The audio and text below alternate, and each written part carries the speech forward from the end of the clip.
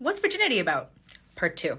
In part 1, I explained what virginity is about, what it means to be a virgin, that it's a symbolic concept and not like a medical, biological, or scientific one. In part 2, I'm going to offer you some historic and cultural context about virginity.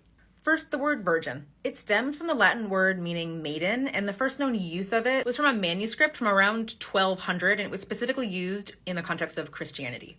Around 100 years later, the word virgin appeared in a religious poem that described the sexual virginity of Mary. Mary is the woman that many religious traditions believe to have birthed Jesus without having had any contact with a penis.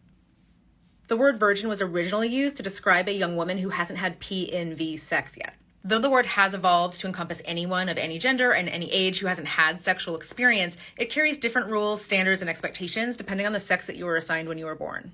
In certain cultural and religious traditions, these rules, standards, and expectations are disproportionately imposed on girls and women and uphold the definition of sex as a P going into a V, which by that logic would mean cisgender men who have sex with cisgender men would be perpetual virgins, but I digress. Now, these rules usually revolve around abstinence before marriage, specifically reserving sexual experiences only for relationships that have been officially recognized by law.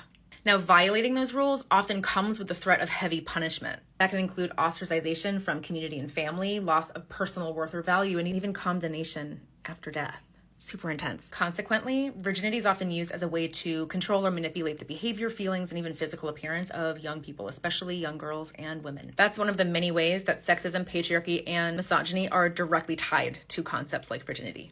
These kinds of beliefs are actually at the root of why so much sex ed in the United States either stresses or only promotes abstinence instead of information, or is just like simply non-existent from the school. Because learning about sex and sexuality outside of those strict confines ultimately threatens the power that they have over people, especially young people. You've probably noticed adults with power using emotionally compelling language like, "we need to protect our children," or "learning about sex is corruption." And they use that as a way to persuade other adults to agree to ban books, people, events, or content from school systems and other public places, especially if it mentions race, gender, sexual orientation, or identities that fall outside of white, cisgender, monogamous heterosexuality. It's also one of the ways that sex, sexuality, gender, and identity have been made political. If you want to control people's sexual behavior or access to information, community, or care on a grand scale, one of the most effective ways is through making laws about it.